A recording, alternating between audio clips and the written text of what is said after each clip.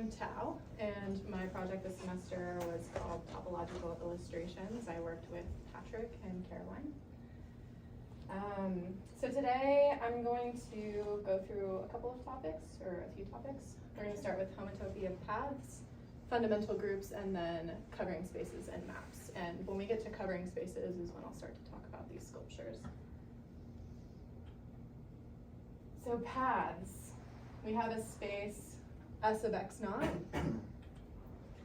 and I'm showing this diagram which shows how we can stretch the space, getting to a lima bean and then into a circle with two holes to show we have a path in between 2 points x and y, and we're calling this path phi. So we're going to let S of xo be a space. We've got phi, our path, when it starts at point x and ends at point y in the space S of x naught. And we have phi as a continuous function from 0, 1 to s. So paths are homotopic when using continuous deformations, or said differently, either gently nudging, or we sometimes use the terminology of wiggling. We can move one path to the other while keeping the endpoints the same and keeping them in their defined space. So in this case, S of x naught. So we want to know, are the mauve and tangerine curves in bean space homotopic? Because it looks like a lima bean. And we can figure this out by trying to wiggle them towards one another and see if they match up. So first we're going to undo that staircase and then untie the loop, and eventually, yes, we can see that they're homotopic. We can ask the same question of these two paths. Are they homotopic? We can move both of them towards one another, but here we see we have a problem, because in order for these paths to be homotopic, they have to be nudged together while staying in the space, and as you can see, we have a hole in the space. So they're not homotopic, not allowed to pass through that hole. So thus far we've looked at paths that have two different endpoints, and we can keep in mind a special case of a path which has one endpoint that it begins and ends at, and that's a loop. So now we'll talk about the fundamental groups. We'll start with the circle. So you probably remember this from the midterm. How many unique ways up to homotopy can we get around the purple space and return to the blue base point?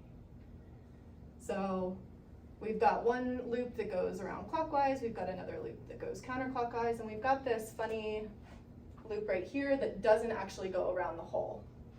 We can see we can pull this closer and closer to the base point, and we can see here that for the space there is one generator and an identity. The generator is a loop that goes around the hole, the blue or green loop, and the identity is any loop that doesn't go around the hole and thus can be pulled to a single point. So we're going to make a choice about which direction gives us +1, and we're going to choose blue here. And here we can see that the number of rotations, not necessarily going through the base point, gives us +1 depending on how many rotations we get. Another way of visualizing the graphic just shown is a little bit more familiar. Here's a number line showing the set of integers z. So now we have the fundamental group of the wedge of S1, which is also the figure 8.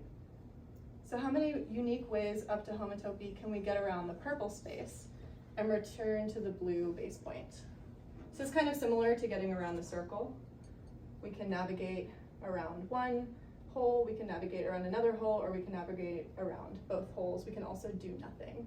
You can see that here, a loop that doesn't go around either of the holes pulled to a single point. We can also visualize this space by imagining this is a waistband of a pair of pants, and these are the holes for the legs. And we can pull the holes down, so we have this pair of pants. We can see here the paths going around this space. So for this space, there are two generators and an identity. The generators are the loops that go around the holes in the pants. The identity is any loop that doesn't go around the holes and thus can be pulled to the base point. And notice that these two generators are not continuous with one another. And we have that like third loop, but we can see that even if it goes around both pair of pant legs, we can kind of wiggle it out from the base point and see that it's just one loop. So we can use generators to create an infinite variety of curves. And I just want to highlight that the generators provide a way to get back to the base point. So here we have A and B. This is the plus sign. This is not addition though. This is actually symbolizing concatenation. So we have A plus B around each of the holes. And then over here we have 2 rotations around B and then 1 rotation around A, 2B plus A. We have more rotations that go around A and B, and the order matters here. Addition is commutative, so it wouldn't necessarily matter what order they are, but this is concatenation, so AB, AB, AB matters. And then here we can have an inverse. So just going, since A is going in the counterclockwise direction, if we go clockwise, then we have A inverse. So the fundamental group for the figure 8 is Z star Z, where star is the free product. And now we'll move on to covering spaces. A covering space has a surjective map with a well-defined global degree that tells us how to glue one point on a space to a point on another. The map is a function that tells us how to get from one point to another.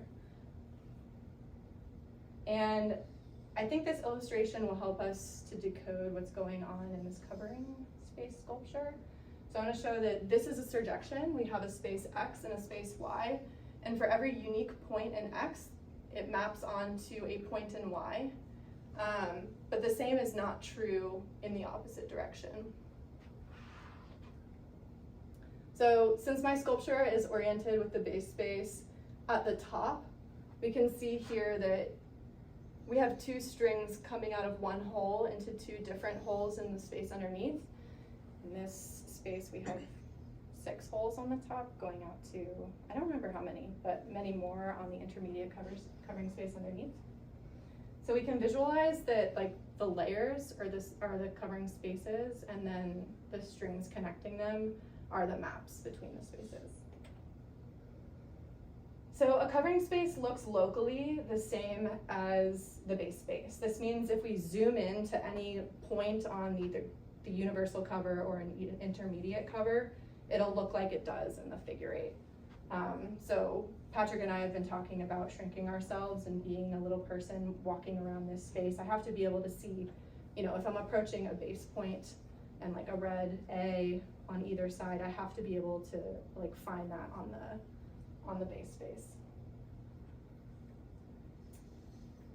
So for global degree, for any point on the base space, we have the same number of pre-images on the covering space. And in my sculpture, because I'm using a universal cover and it branches out infinitely, we couldn't necessarily show that in this particular sculpture. The global degree is infinite. So here are some covering spaces for the circle. This is a trivial cover. So we, of course, can take 5 circles and map all of those down to the base space, the circle. We can also have circles in a bunch of different orientations, and using our definition of homotopy, we can kind of gently nudge them until it's easier to see why they're trivial covers. We can have a degree 5 cover that is a helix that's connected, or a trefoil, which is degree 2. And the universal cover is an infinite helix. So if you imagine an infinite spiral, the projection of that onto a flat surface would be like a circle.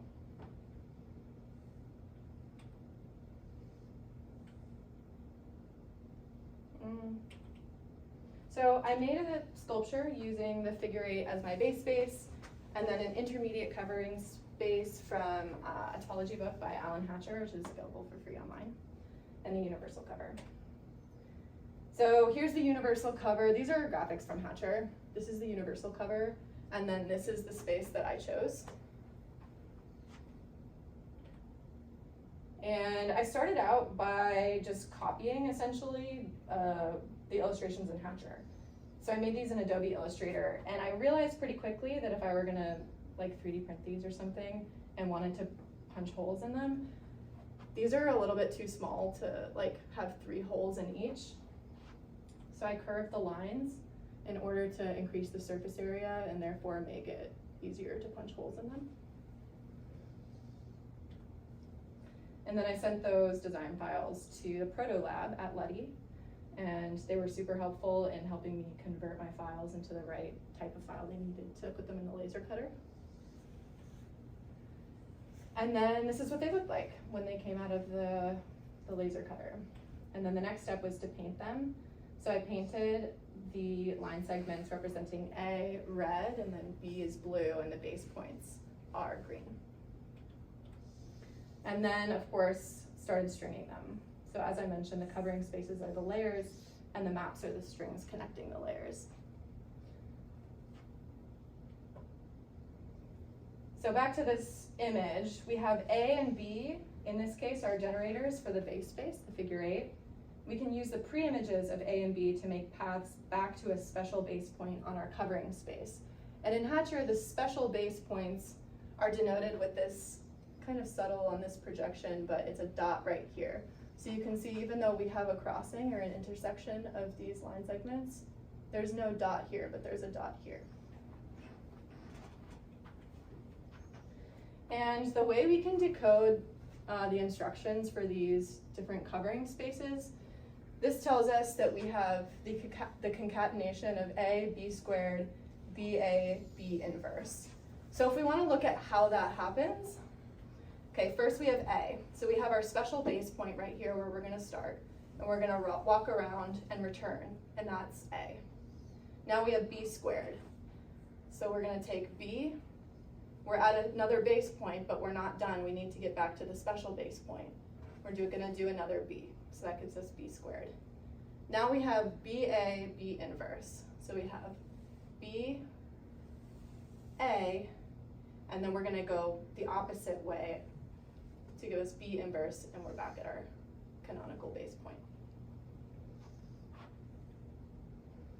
So with the universal cover that I used in my sculpture, the only way back to get back to the special base point is to do nothing, because it'll keep branching out infinitely. And that's the same new do nothing identity that we defined in the section about fundamental groups. It's the marigold loop that gets pulled to a point. Yeah, and the stands. I realized that we needed something to hang these on, so these stands are made from chemistry equipment that, shout out to my friend Ian, who's the president of Blooming Labs, which is a great makerspace in town that has tons of tools to work on these kinds of idiosyncratic projects. And so these stands were cast off by the chemistry department, and they're used like, you put little mechanical devices on this rod, and then you can attach flasks and like a heat source underneath. So I used an angle grinder to grind off some of the rust and paint, and then made these steel hooks to hang our sculptures from.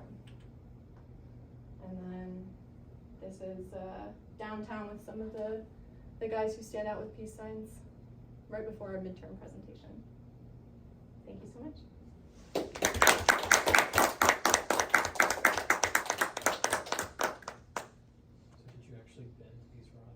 Yes, yeah, we cut some steel stock and then hit this part with a torch, and then Ian had a jig that we could use to like bend it around, like basically a cylinder. Any other questions? I mean, I guess with yours, what left do you have? Like, is it finished 100%? No, it's not finished 100%, in part because doing this like bottom layer, I don't know exactly what happened, but it happened this week. Mm-hmm. Like, so the way I strung mine was I did it upside down. And the tensioning, it's a little bit asymmetrical because there's more weight on this sculpture on this side than there is on this side. Yeah. So like, when I was stringing it, it seemed balanced, and then I flipped it over, and like, initially it was more weighted, because this was on top, and then the weight of this being on the bottom then transformed it and like made it off kilter. So rather than just continuing to use the technique I used for the sake of like finishing the presentation, I'm gonna go back through and like redo my technique. Gotcha. Yes. It's gonna look cool, though. I really wanna see the end of it. I'll send a picture. Hell yeah. We made a similar decision because I'm also going to unstring my entire universal cover and restart from the beginning, starting from the center and branching out, because I didn't like how it looked and I want it to look prettier. You should put in like one of those cases out on, like, you know, on the floors. That's the end goal. Oh, sweet. Yeah, because there's like just a square there. I don't think the cube is as interesting as this. No. This would be prettier there. Oh, thank Yeah. I don't know, maybe that's a special cube. Yeah, This Wait, also which brought cube? us. I don't know, like With on the second different floor is like a colored random sides. cube. Is that where they have the computer playing the guy doing like the finite show? Yeah, I think so. Maybe it's a special The cube cube. might just be a case. No, I think maybe you're talking about the, there's, not the Stravinsky carpet, but the 3D version, the miniature sponge, like a Oh. cube with smaller cubes Yes, removed. that one, Yeah. Oh. I feel like this is cooler than that. I mean, that's probably. That's definitely more interesting. This It looks pretty. it is, I mean, they're both interesting, but, I mean, there's some neat practical geometry. This is related to the fractional dimension that, Lawford was talking about a minute ago. This is related to fractional dimension. The cube. The cube. Oh, the cube Yeah, is. Yeah, well, this one, I'm sure you get it. Oh, I'm pretty sure the Pretty cube much is, string. pretty sure the cube's not related because it exists in 3 dimensions because I just saw Like it. a chiasm. No, I don't think so. no, it's not. Oh, this one? Yeah. This one. Okay. Still not. Very neat. Thank you. I have a shorter, I forgot See it ya. last time in the other room and I just don't want to make that same mistake. Have you seen the book, Life on the Infinite Farm?